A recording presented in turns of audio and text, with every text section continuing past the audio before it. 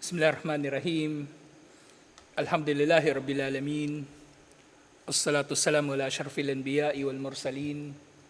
Nabiyina Muhammadin wa ala alihi wa sahbihi ajma'in.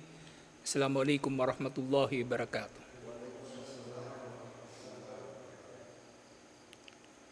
So inshallah, alamul jin wa syayatin.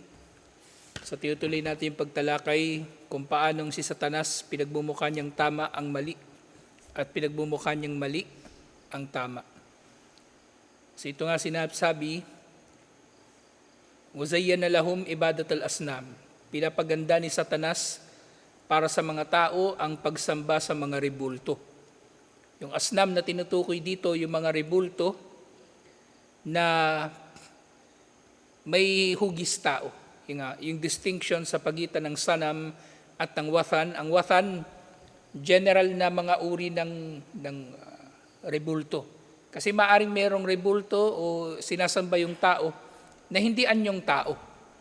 Puno, wathan yun. Baka, wathan yun. Pero pag anyong tao na Diyos-Diyosan o poon, yung natawag nila poon, kapag narinig nyo yung salitang poon, ang tinutukoy doon, yung rebulto mismo. Kaya nga yung mga deboto daw ng poong Nazareno o poong Santo Niño, ang tinutukoy doon yung rebulto. At pinaganda yun sa kanila lahat ni Satanas. At si Satanas ay nakapagdulot na mabuo sa kanilang mga isip yung iba't ibang mga mitolohiya, mga paniniwala, mga alamat, at iba't iba pa nilang mga pinangahawakan kung bakit nila pinahalagahan ang mga rebulto sa pangkalahatan at specific na rebulto. Lalong-lalo na halimbawa dito sa Pilipinas, yung Santo Niño, Nazareno, na pawang katatapos lang ng mga piyesta. Pero marami pang iba. Si Mama Mary nga, kawawa si Mama Mary. Ang dami niyang rebulto. Mas marami actually si Mama Mary, yung version ng rebulto, kaysa kay Jesus. Mas marami. Kasi kung si Jesus, yung kanyang mga rebulto ay nakadepende sa kanyang edad. Diba, Santo Niño baby, tapos nung lumaki na siyang konti, naging Nazareno na, tapos nung nakapako sa krus, nabuhay muli. Sama na natin yung ibang mga paniniwala na nakaupo siya sa kanan ng Diyos. 5 na pangunahin na mga version ng rebulto ni Jesus. Pero si Mama Mary, ang dami. Sa bawat lugar na nagpakita di umano si Mama Mary, may version doon ng Mama Mary. Kaya dito sa Pilipinas, di ba, yung iba't ibang mga simbahan na nakapangalan kay Mama Mary, halimbawa, Our Lady of Peace and Good Voyage, yung Our Lady of Sorrows, yung Our Lady of Fatima, at iba't iba pang mga apparition ni Mama Mary. Lahat yung may iba't ibang version ng rebulto ni Mama Mary. Marami, kung bibilangin mo yun, baka abot yun ng 100 mahigit. Yung iba't ibang mga grotto, di ba, na nauso yun nung unang panahon yung mga bahay. Pagpasok mo ng gate, meron yung may grotto, parang kuweba. Yung kuweba kasi na yun, kaya nauso yun, kasi doon sa, yung Fatima din mismo, yung Fatima sa Portugal. Kaya siya tinawag na Fatima kasi yung lugar na kung saan daw nakita si Mama Mary, ang tawag sa lugar na yun Fatima. Kasi nga sakop ng mga Muslim dating Spain, Fatima. Kaya nung nakita daw doon, nagpakita daw si Mama Mary doon sa mga bata. Yun daw ay apparition niya at gumawa na sila ng ganun nga na mga imahe ni Mama Mary na nasa loob ng parang maliit na kuweba. Yun nga dito sa Pilipinas, tinatawag nilang grotto. At marami ng version yun. Grotto yung tawag doon kapag yung rebulto ay nasa loob ng isang maliit na structure na parang kuweba. Grotto tawag doon. Iba pa yung goto, Iba pa yun. So, ganyan din pinapaganda ni Satanas wakatiul arham. Pinapaganda ni Satanas ang pagputol sa pagkakamag-anakan. At dito natin makikita yung Quraysh sa kanilang pagiging ipokrito. Isa sa binibintang nila kay Propeta Muhammad sallallahu alaihi wasallam, di ba, ginagawa raw silang tanga. Minumura daw ang kanilang mga Diyos-Diyosan at pinuputol daw ni Propeta Muhammad sallallahu alaihi wasallam ang ugnayan ng kanyang mga tagasunod sa kanilang mga pamilya. Pero sila yung pumuputol sa totoo lang. Lalo na doon sa unang bahagi ng da'wa ni Propeta Muhammad sallallahu alaihi wasallam, nang nalaman na ng Quraysh yung pagmumuslim ng kanilang mga kamag-anak. Halimbawa niyan yung nanay ni Uthman bin Affan radhiyallahu anhu, na iulat sa mga sira. Sabi pa ng nanay ni Uthman bin Affan, hindi ba turo ng propeta nyo na sundin ng magulang, mahalin ng magulang, kaya sundin ninyo ako. Sundin mo ako, iwan mo si Muhammad. Ganun yung sabi nung nanay niya. Kaya nga,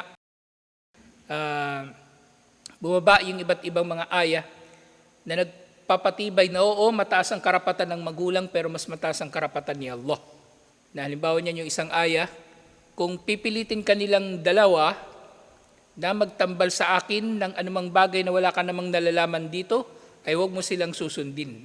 Ang iyong dalawang magulang ay huwag mong susundin. At yun nga ginawa ni Uthman bin Affan radhiyallahu anhu. Yun nga ang kanyang ginawa. Hindi niya sinunod ang kanyang magulang at dahil doon, pinarusahan naman siya ng kanyang uncle na binitin siya sa sako at pinausukan. Isinako siya, ibinitin sa kalokeran at pinausukan. So pinapaganda ni Satanas para sa tao yung pagputol sa pagkakamag-anakan at yun na binabaligtad niya rin ito.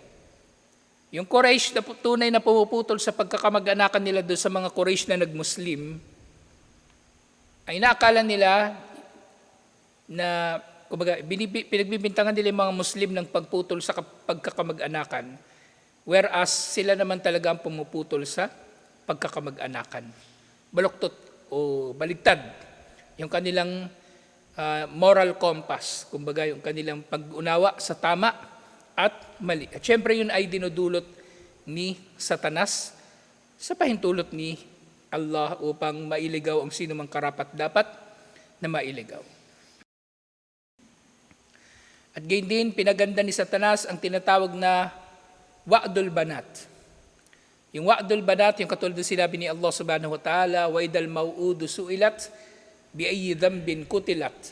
Kapag daw yung babaeng bata na inilibing ng buhay, ay tatanungin sa anong kasalanan siya ay pinatay ng kanyang magulang. So, pinagaganda ni Satanas yung paglibing sa mga batang anak. Kasi ang Quraysh, mas gusto nila yung anak na lalaki. Dahil anak na lalaki magtatrabaho, magtatanggol sa kanilang angkan, pero yung babae parang kapintasan pa sa kanila yun na ang anak nila ay babae. Siyempre ang iba naman ay pinapatay nila yung kanilang anak na babae sa takot na maghirap, kumbaga dagdag na papakainin na naman. Kaya nila pinapatay. Kaya nga si Zaid bin Amr bin Nufail, yung natalakay natin, isa sa mga naiulat na magagandang asal niya. Kapag meron siya nakikita na maglilibing ng kanyang anak na babae, inaalok niya yung lalaki, yung tatay.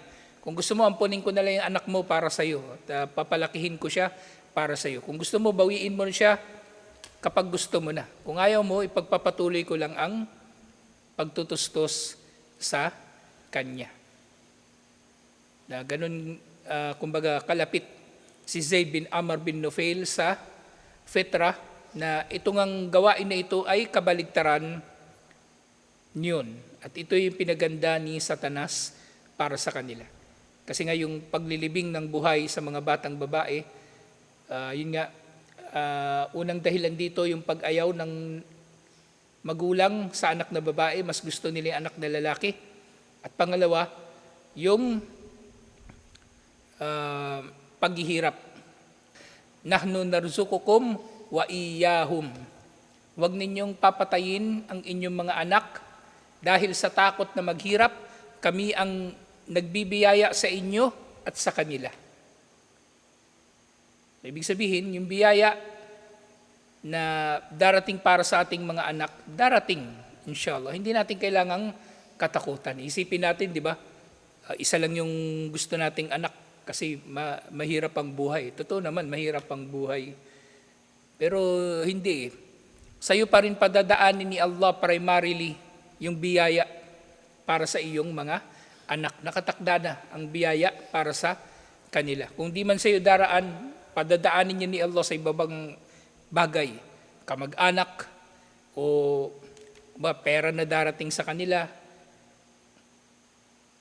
Ngayon, madaming ayuda, di ba? Nagpausa sila ng mga bagong ayuda. Sa bukod doon sa 4-piece, meron na namang akap at iba't iba pang naiisip nila. Darating ang biyaya sa ating mga anak. Hindi natin kailangan na kumbaga pagdadamutan sila o pag-iisipan sila ng hindi maganda na kakompetensya pa natin sa pagkain to. May anak kang matakaw, parang si Siopaw, isipin mo. Kakompetensya ko pa to sa pagkain. Hindi eh. May biyaya na siya eh. Dumaan lang sa'yo eh. Na ibinibigay ni Allah sa pamagitan mo.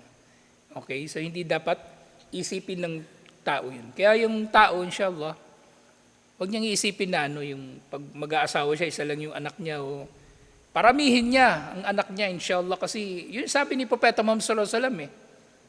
Diba sabi niya doon sa hadith na ang gusto daw niya ay magparami daw ang mga Muslim.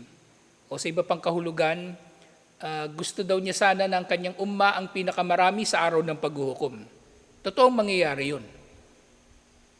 Totoong mangyayari yun. Pero tayo ngayon, kung gagawin man natin yun, tiyak na darating sa atin ang biyaya ni Allah. Inshallah. Ako nga, wala naman akong kaplano-plano eh. Si Mrs., kaya late kami nagkaanak eh. Nang pinanganak si Mona eh, 28 yata ako noon. 28 years old. Samantalang kinasal kami, 22 ako. Sinadya namin hindi magkaanak kasi may sakit siya sa puso eh. Kaya nung nasa Saudi ako, talagang gumastos kami ng yung series ng mga pa-check up sa puso. St. Luke's pa yung hospital niya. Talagang ginastosan namin. Mukhang okay naman. Ang kaya nung 2009, tapos na rin yung mga check up niya nun. Nagdesisyon na talaga kami na yung magkaanak na inshallah. Tapos kung ano man mangyari, hindi man niya kayanin pagbubuntis, halimbawa mamatay siya o ano pa man, tuloy lang. Sunod-sunod na, mashallah. Inaalala ko pa nga nun eh. Kasi trabaho ko sa Saudi, dumating ako 2005. Sweldo ko 1,500 reals. Nag-resign ako 2012, ganun pa rin, hindi tumaas. Patas na patas. Center na center talaga eh. Samantalang alam ko malaki na kokolekta nila gamit yung pangalan ko eh. So nagano pa ako, nag-iisip ako, pero alhamdulillah, tuloy-tuloy eh. Nung di ba nagkasama tayo 2012, di ba? Wala namang kaplano-plano yun eh. Basta nung exit ako, wala akong trabaho. Bigla naman nagpa-project si Sheikh Rashid, di ba? Sheikh Rashid Uwabid. Tapos bigla sila nagkatablahan naman ni Ahmad, naputol yung sustento. Mga 1 week lang, di ba, si Kalap dumating. Yung fanar. Yung fanar. Tapos, naputol na naman yung fanar, napadpad na naman kami ng Davao. Hindi naputol yun. Alhamdulillah, hindi ako nawalan ng trabaho. Yung trabaho naghahanap sa akin. Alhamdulillah. Walang kaplano-plano yung pag-exit ko. Kaya etong wa'dul banat, yung paglilibing sa mga anak na babae, kumbaga kung sa kadahilanan ng takot ng tao na magkaanak, wala siyang katatakutan inshallah. Ang biyaya ni Allah para sa lahat darating. Kahit yung para sa anak mo, padadaanin niya ni Allah. Ako nga, ilang taon na ako nandito, wala naman ang matinong trabaho rito eh. Pero alhamdulillah, may dumarating. Hindi naman kami namatay sa gutom. Tumataba pa nga Siopaw eh. Hindi naman yan nagutom. Alhamdulillah. Kaya Ismael, yan muna. Sila pagitan nila, lang eh. 2 years, mga 2 years pagitan nila. Normal lang din na pagitan. Pero gusto mong tularan si Hasan, taon-taon, pwede din. Inshallah. So si Satanas, pinapaganda niya ito. Tapos nabanggit dito, nikahul ummuhat. Yung nikahul ummuhat, actually, hindi naman ito common sa atin dito sa Pilipinas. Common ito doon sa mga Arabo ng panahon ni Propeta Muhammad sallallahu alaihi wasallam. Yung inaasawa daw ng lalaki yung kanyang sariling ina, waliyadu billah. So, kahit kuffar na ibang kuffar, alam nila na kamuhi-muhi ito. Pero yung mga Arabo, sa sobrang tindi, kumbaga ng kanilang pagkaligaw, ng panahon na yun ng Jahiliyyah, bago naging propeta si Propeta Muhammad sallallahu alaihi wasallam, nangyayari ito. Nangyayari ito. At gayon din, wa'adahum bil fawzi bil jannat. At si Satanas, actually, nangangako din sa mga kuffar ng paraiso. Si Satanas nangangako sa kuffar ng paraiso. Kaya nga sila nagpapakahirap dyan eh. Kaya sila nagsasakripisyo sa kanilang kawalang pananampalataya. Kasi inaasahan nila, sa kanilang kawalang pananampalataya, yung devotion nila sa Santo Niño o sa Nazareno o pamiminsala nila sa mga Muslim, magkakamit sila ng paraiso. Kaya nga yung Crusaders yung mga Crusaders nang sumalakay sila sa Jerusalem at una nga silang nakarating noong 1099, hangad nila paraiso. Ang hangad nila doon ay paraiso. Walang naghahangad ng impyerno. Kaya yung relihiyon na satanismo, bago lang yan Bago lang yan na naimbento ng mga tao. Walang sumasamba kay Satanas ng hayagan nung unang panahon. Lahat ng tao naghahangad ng papalapit sa Diyos. Kahit kuffar. Lahat ng tao naghahangad ng paraiso. Kahit kuffar. So nga, wawa'adahum bil fawzi bil jannat. Nangangako si Satanas sa kanila ng tagumpay sa paraiso. Ma'al kufri bi sifatir Rabbi ta'ala wa uluwihi wa takallumihi bi kutubihi wa wad'ihim dalika fi kalibit tanzih. So yung si Satanas daw, pinapangakuan niya yung mga tao ng paraiso sa kabila ng kanilang kawalang pananampalataya sa kanilang Panginoon. Sa pagkapanginoon nito, sa pagiging Diyos at iba't ibang mga pangalan at katangian ni Allah. At hindi sa kanyang mga kasulatan at sa kanyang mga propeta. Wa tarkul amri bil ma'ruf wa nahyi anil munkar. Sa pinapaganda ni Satanas para sa mga tao ang pagtalikod sa pag-uutos sa kabutihan at pagbabawal sa kasamaan. So pinapaganda ito ni Satanas. So ito nabanggit ko kagabi na ang kabaitan hindi yung oo ka lang ng oo. Meron ng maling nangyayari, may masama nang nangyayari. Oo ka lang ng oo, kaya hindi ka nag-i-inkar, hindi mo ipinagbabawal yung dapat na ipagbawal. Kung may mali, ipagbawal. Kung may tama, suportahan, inshallah. Pero nga Satanas, binabaligtad niya ito. Dinudulot niya yung mga tao na iiwan nila ang pag-uutos ng kabutihan kasi iniisip nila sa bulong ni Satanas, sa pamagitan ng bulong ni Satanas, syempre, inisip nila, wala silang otoridad na mag-utos ng kabutihan. Pero maaring meron talaga silang otoridad. O niyan, kung sa pamilya mo naman, o sa iyong nasasakupan, mag-utos ka ng kabutihan, insyaAllah. Mag-utos ka ng kabutihan. Pero nga Satanas, pinagmumukha niya na mali ang tama. Kaya dapat nagtitimbang ang tao sa kanyang sitwasyon palagi ayon sa mga dalil o mga batayan kung pwede ba niyang gawin o hindi ang isang bagay. Dahil kung hindi, madadala ka lang ng emosyon mo o madadala ka ng impluensya ng iba na dapat ka palang nagpapayo, dapat ka palang nag-uutos ng kabutihan. May papayuhan ka, di ba? O kaya sasawayin mo. Isipin mo, naaawa kasi ako, pag pinagalitan ko, baka masaktan ng damdamin.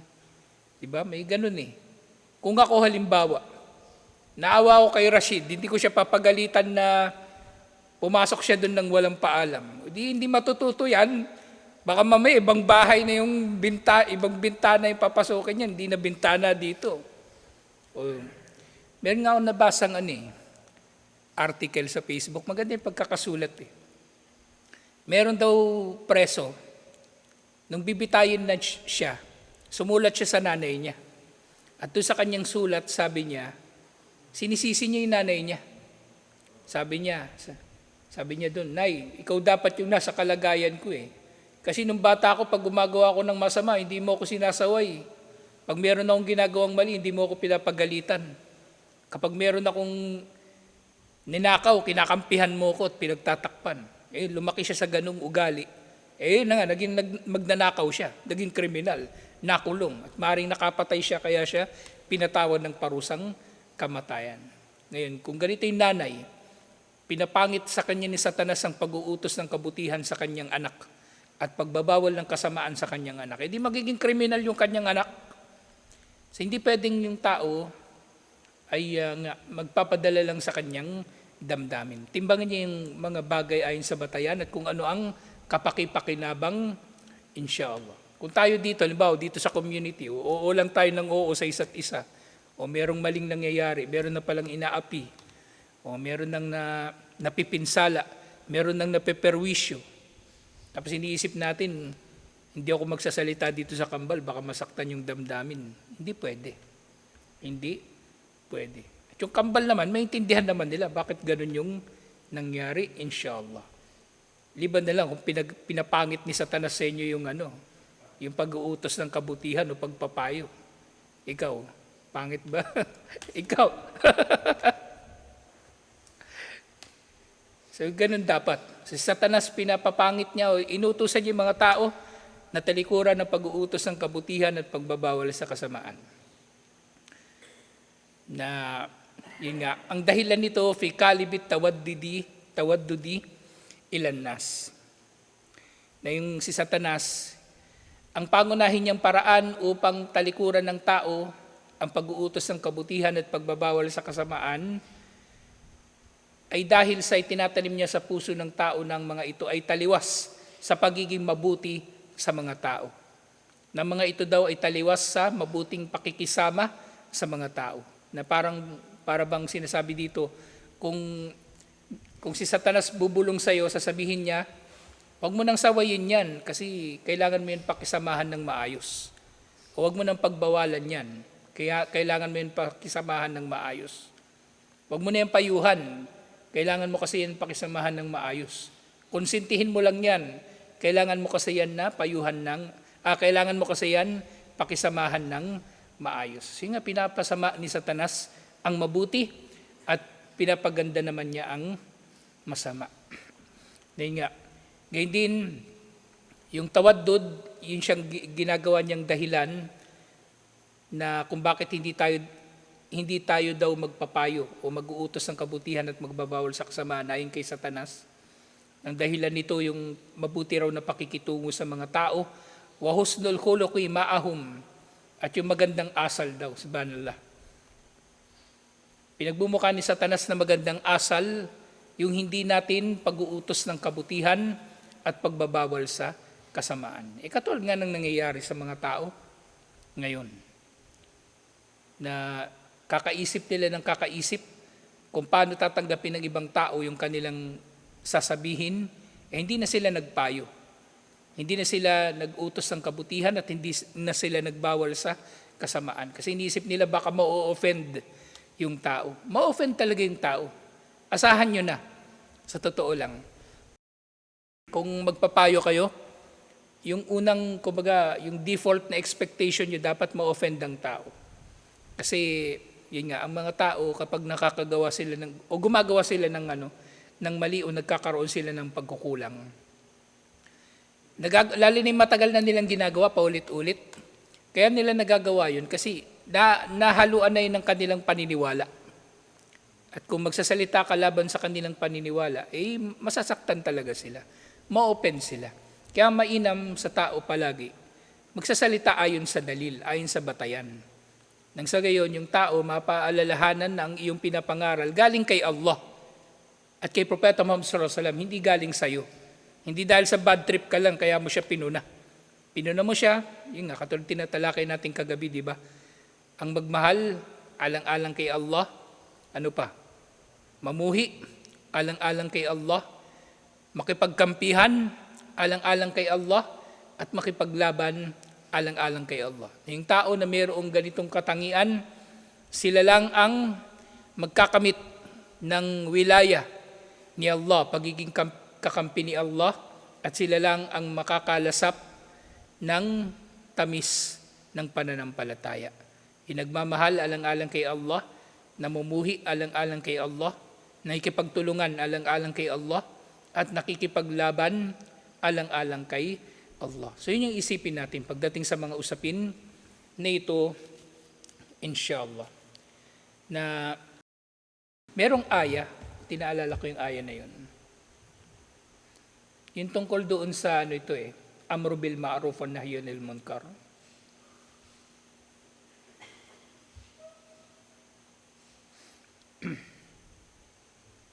Sinabi ni Allah, Ya ayyuhalladhina amanu alaykum anfusakum la yadurrukum man dalla idha hadaytum ila Allahi marji'ukum jami'a fayunabbi'ukum bima kuntum ta'malun. So sinabi ni Allah, ko yung mga mananampalataya, atupagin ninyong inyong mga sarili. Ibig sabihin, problemahin ninyong inyong mga sarili. Hindi kayo mapipinsala ng sino mang naligaw kung kayo ay nananatili sa gabay. So itong aya na ito, actually, kung papakinggan natin o mababasa natin yung kahulugan niya, parang ibig sabihin dito ni Allah, hindi natin kailangan mag-utos ng kabutihan at magbawal sa kasamaan. Hayaan na natin yung mga tao. Basta problemahin natin yung mga sarili, yung natin magsala tayo at gawin ng mga obligado. Pero hindi itong ibig sabihin nito. Ang ibig sabihin nito, kung tayo ay nananatili sa gabay, yung ayaw sa gabay, hindi nila tayo mapipinsala. Hindi nila tayo mahatak sa impyerno, halimbawa, kung mapupunta man sila sa impyerno. Ang mahalaga, napangaralan natin sila at napag-utusan ng kabutihan at napagbawalan sa kasamaan. Ito ang tunay na ibig sabihin ng aya na ito. Ngayon nga, tungo kay Allah ang ating pagbabalik lahat-lahat at ipababatid sa atin ni Allah sa araw ng paghuhukom ang dati nating mga ginagawa. So ito yung tunay na kahulugan ng aya na ito. Kasi may kinalaman itong aya na ito doon sa pagpapasama ni Satanas doon sa pag-uutos ng kabutihan at pagbabawal sa kasamaan. So huwag natin itong tatalikuran kahit kailan, inshallah. Kasi kung makakaramdam tayo na hindi natin ito kailangan gawin o hindi natin dapat gawin nang wala namang sapat na dahilan, maaaring yun ay bulong ni Satanas. Kailangan natin magpakupkup kay Allah at tuparin natin ang ating obligasyon, inshallah. So, tutuloy natin ito, inshallah. Kasi mahaba itong kabanata tungkol doon sa pagbabaligtad ni Satanas sa tama at mali. At marami siyang mga taktika kung paano niya nagagawa ang mga ito. Waliyadu billah. Tutuloy natin ito, inshallah. Assalamualaikum warahmatullahi wabarakatuh.